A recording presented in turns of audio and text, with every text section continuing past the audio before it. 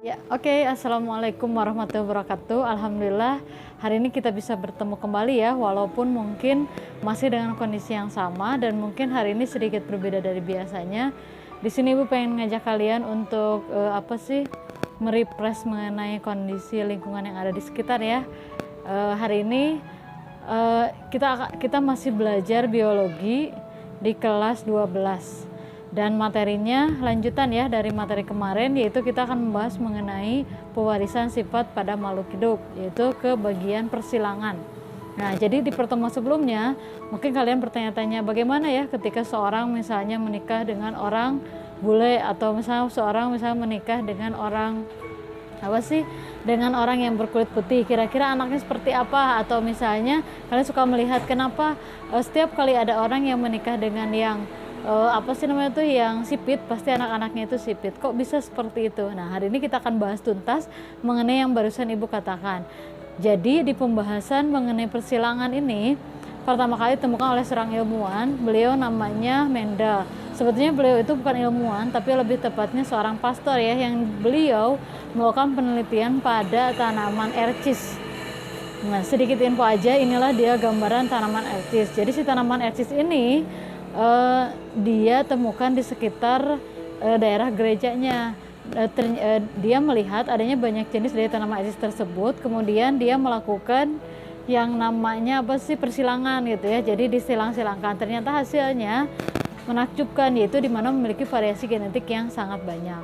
Cuma pada saat itu sayangnya si penelitiannya Mendel ini tidak langsung diakui ya pada saat itu. Tapi ada beberapa poin yang disimpulkan dari penelitiannya Mendel. Apa aja? Yang pertama yaitu bahwa ketika ada dua individu yang mengalami perkawinan akan memiliki variasi genetik yang banyak ya. Kemudian yang kedua yaitu bahwa faktor dominan ataupun resesif itu mempengaruhi proses persilangan. Kemudian yang ketiga yaitu bahwa individu yang mengalami persilangan itu akan memiliki keturunan yang kadang mirip ayahnya, mirip ibunya, ataupun mirip kedua-duanya, atau satu lagi bahkan ada campuran dari keduanya, seperti itu. Nah, untuk kalian bisa melakukan proses persilangan, yaitu di sini Ibu mau ngasih tahu kalian dulu, yaitu mengenai beberapa istilah yang sering kali muncul dalam persilangan. Kita mulai kembali ya. Nah, di pertemuan sekarang di sini Ibu akan menjelaskan kalian mengenai beberapa istilah yang sering muncul untuk melakukan proses persilangan. Nah, inilah dia beberapa istilah-istilah dalam persilangan. Yang pertama yaitu ada yang disebut dengan P, yaitu parental atau induk ya. Jadi kalau misalnya untuk orang tua itu dilambangkan dengan P. Kemudian F yaitu filial, yaitu keturunan. Nah, artinya ketika F1 itu bukan anak ke-1 tapi keturunan ke-1. Berarti yang kedua keturunan kedua. Berarti kalau F1 itu anaknya, kalau F2 itu adalah cucunya ya. Oke, next. Selanjutnya kemudian yang kedua yaitu yang ketiga yaitu ada yang disebut dengan gen. Gen ada dua tipe, ada yang dominan, ada yang resesif. Nah, untuk gen yang dominan artinya yang mendominasi. Biasanya dilambangkan oleh huruf besar, A besar, B besar, C besar. Kalau resesif yaitu gen yang selalu tutupi oleh gen lain. Contohnya yaitu misalnya dengan huruf kecil, yaitu A kecil, B kecil, C kecil. Nah, selalu ingat di mana gen dominan selalu menutupi gen yang sifatnya resesif. Artinya kalau ada A besar, kalau ada ketong A kecil, pasti yang akan muncul yaitu yang dominan. Kemudian yang selanjutnya yaitu ada yang disebut dengan alel. Nah, alel ini adalah pasangan gen. Nah, di mana ada dua macam, ada yang disebut dengan alel yang bersifat homozigot dan heterozigot. Nah, contohnya yang homozigot artinya yang sama, yaitu misalnya A besar, B kecil, C kecil, C kecil. Sedangkan yang heterozigot yaitu yang berbeda, contohnya seperti A besar, A kecil, B besar, B kecil, C besar, C kecil. Alel sebetulnya seringkali orang mengatakan dengan istilah lain namanya yaitu genotip, yaitu sifat yang tidak tampak. Nah, sama ya, genotip juga ada yang homo dan heterozigot. Nah, adapun untuk kodenya untuk genotip ini dalam bentuk kode, misalnya A besar, B besar, B besar, atau B besar, B kecil. Nah, sedangkan untuk fenotip itu adalah sifat yang tidak tampak, ya. Nah, ini biasanya dilambangkan dengan huruf, dengan ekspresi. Contoh ketika tadi Ibu menuliskan genotipnya misalnya A besar, berarti fenotipnya itu adalah ekspresinya misalnya merah. Tapi nggak selalu ya A besar itu merah, tergantung gimana kalian. Contoh di sini Ibu nulis M itu artinya merah. Nah, M besar genotipnya. Nah, fenotipnya itu adalah warna merah. Oke, dan terakhir, nah apa sih istilah terakhir ada yang sebut dengan gamet. Nah, gamet ini adalah sel kelamin. Nah, biasanya gamet itu adalah kalau gamet itu ada dua macam ya, ada yang menurut hukum Mendel 1 dan hukum Mendel 2. Nah, untuk hukum Mendel 1, gamet itu merupakan gen yang gamet terbentuk berdasarkan alel yang mengalami perpisahan. Nah, di sini ada alel A besar berpisah jadi gametnya A aja. Tapi kalau A besar A kecil itu gametnya jadi A, A kecil. Kenapa? Karena beda ya. Nah, sedangkan untuk yang apa sih yang hukum Mendel 2 yang A besar, B besar ini, yaitu dimana si gametnya itu akan menghasilkan untuk A besar, B besar, yaitu A besar dan B besar. Sedangkan kalau yang A besar, A kecil, B besar, B kecil, jadi A besar, B besar, A besar, B kecil, A besar, B kecil, A kecil, B besar. Jadi berpisah dulu, kemudian berpasangan lagi, tapi enggak dengan balik lagi ke pasangannya. Sama halnya seperti hukum Mendel yang kedua. Oke, nah itulah dia mengenai istilah-istilah dalam persilangan. Oke, nah untuk itu, untuk di latihan sekarang, Ibu berbeda dari biasanya. Untuk soal yang pertama yaitu ini dia.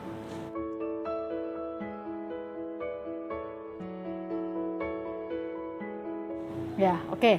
Nah, selanjutnya setelah kalian paham mengenai beberapa istilah dalam proses persilangan, nah sekarang di sini Ibu akan menjelaskan mengenai persilangan sendiri. Persilangan itu kan tadi Ibu katakan pertama kali ditemukan oleh ilmuwan namanya Mendel ya.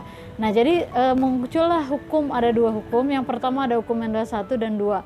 Nah, untuk hukum Mendel 1 ini dikenal dengan hukum segregasi, artinya yaitu di mana pasangan itu akan mengalami segregasi atau perpisahan. Jadi ketika misalnya alel atau gennya misalnya A besar. Nah, di sini A besar ya. Nah, maka otomatis kan gametnya itu A kecil aja. Nah, kenapa? A besar aja. Kenapa? Karena mengalami segregasi yang tadinya dua jadi menjadi satu. Nah, itulah hukum Mendel 1. Adapun hukum Mendel 1 ini sering terjadi dalam proses persilangan monohibrid. Apa itu monohibrid? Nah, monohibrid itu artinya adalah persilangan dengan satu sifat beda. Maksud satu sifat beda di sini yaitu satu sifat. Contoh misalnya sifat warna mata misalnya, kan ada yang coklat, ada yang hitam, misalnya disilangkan antara warna mata coklat disilangkan dengan warna mata hitam. Misalnya ibunya warna coklat, ayahnya warna hitam. Nah, itu berarti kan persilangan monohibrid. Adapun untuk melakukan persilangan monohibrid, nah bisa kalian perhatikan ya di sini. Persilangan satu sifat beda atau yang disebut dengan monohibrid ya. Tetapi sebelumnya kalian harus sudah memahami istilah-istilah penting dalam genetika yang sudah dibuat pada video sebelumnya ya. Oke, misalnya di sini ada persilangan kacang ercis. Parentalnya B besar disilangkan dengan B kecil. B besar untuk bulat, sedangkan B kecil untuk kisut. Setelah itu tentukanlah gametnya.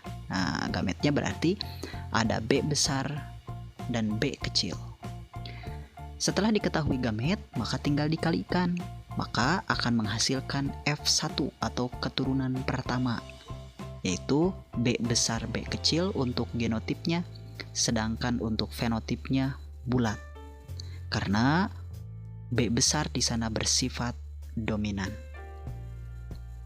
Jika ditanyakan F2, berarti F1 disilangkan dengan sesamanya, yaitu B besar B kecil disilangkan dengan B besar B kecil. Kemudian tentukan gametnya. Berarti ada B besar B kecil dan B besar B kecil.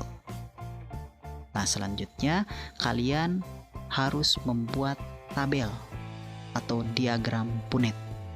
Perhatikan tabel berikut ini. Sekarang tinggal dihitung rasio genotip. Berarti ada B besar B besar, B besar B kecil, B kecil B kecil dengan perbandingan 1 berbanding 2 berbanding 1. Untuk rasio fenotipnya ada bulat berbanding kisut. Jumlah yang bulat ada 3, sedangkan yang kisut ada 1. Jika ditanyakan persen, berarti yang bulat 3/4 kali 100 hasilnya 75%, sedangkan untuk yang kisut 1/4 tinggal dikali 100 berarti 25%. Nah, itulah persilangan satu sifat beda atau yang disebut dengan monohibrid. Gampang. Oke. Nah, jadi seperti itulah persilangan monohibrid. Nah, adapun untuk latihan kalian untuk monohibrid, silahkan kalian kerjakan latihannya. Ini dia latihannya.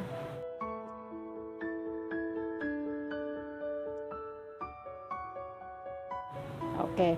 Dan yang terakhir di pembahasan hari ini, Ibu akan membahas mengenai hukum Mendel yang kedua, yaitu yang dikatakan oleh Mendel yang berbunyi di mana gamet terbentuk berdasarkan pasangan yang mengalami perpisahan, oke. Kemudian dia berpasangan lagi, tapi nggak balik lagi ke pasangan sebelumnya, melainkan dengan pasangan baru. Atau kalau mungkin kalian malah move on kayak gitu ya. Nah, seperti apa? Jadi kayak gini, misalnya gennya itu A besar, B besar, B besar. Nah ini, maka si gametnya itu yang A besar dengan A besar kan berpisah, B besar dengan B besar berpisah. Maka si gametnya itu tinggal A besar, B besar. Jadi gamet terbentuk berdasarkan pasangan yang mengalami perpisahan. Kemudian si pasangan tersebut berpasangan lagi ya, tetapi dengan pasangan yang lain. Nah, adapun untuk hukum Mendel 2 ini terjadi dalam persilangan dihibrid. Apa itu dihibrid? Nah, jadi dihibrid ini adalah persilangan dengan dua sifat beda. Nah, seperti apa? Nah, adapun untuk caranya yaitu, nah ini dia. Tentang persilangan dua sifat beda atau yang disebut dengan dihibrid ya. Tetapi sebetulnya ada dua cara yang bisa kita lakukan untuk menyelesaikan soal dihibrid. Nah, ini adalah cara yang pertama. Nah, dan biasanya cara yang pertama ini biasa dilakukan di sekolah masing-masing ya. Oke. Misalkan pada contoh persilangan buah mangga ya. Parentalnya adalah B besar B besar M besar M besar untuk buah besar rasa manis, disilangkan dengan B kecil B kecil M kecil M kecil untuk buah kecil rasanya asam. Nah, berarti langsung saja kita akan hasilkan F1 yaitu B besar B kecil M besar M kecil untuk genotipnya. Berarti fenotipnya karena ada B besar berarti ukurannya besar dan rasanya manis karena ada M besar. Dan keduanya bersifat heterozigot. Nah, jika ditanyakan F2 atau keturunan kedua, berarti B besar B kecil M besar M kecil disilangkan dengan B besar B kecil M besar M kecil atau sesamanya.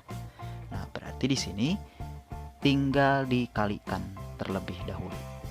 B besar kali M besar, B besar kali M kecil, B kecil kali M besar, B kecil kali M kecil untuk menghasilkan gamet.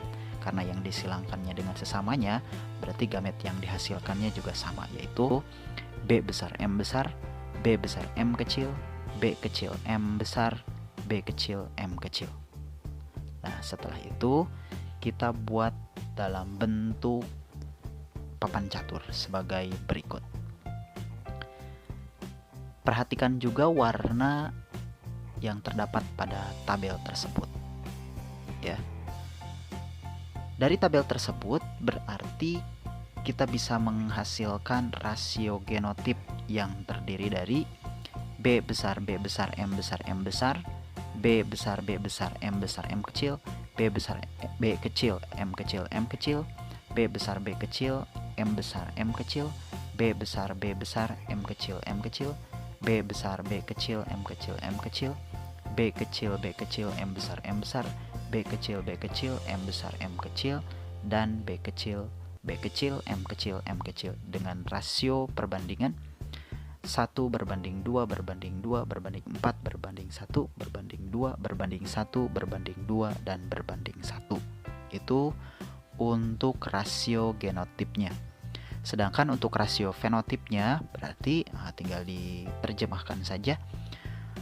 Ada buah yang besar manis, besar asam, kecil manis, dan kecil asam dengan perbandingan 9 berbanding 3 berbanding 3 berbanding 1. Atau kalau dijumlahkan semuanya ada 16 buah. Nah, jika yang ditanyakannya dalam bentuk persen, berarti sama seperti persilangan pada monohibrid. Misalkan berapa persen buah yang besar dan manis. Berarti ada 9 dari 16, tinggal dikalikan 100 ya. Dan ini hasilnya. Begitupun yang lainnya. Nah, itulah yang disebut dengan dihibrid. Oke. Nah, adapun untuk latihan kaliannya yaitu ini dia.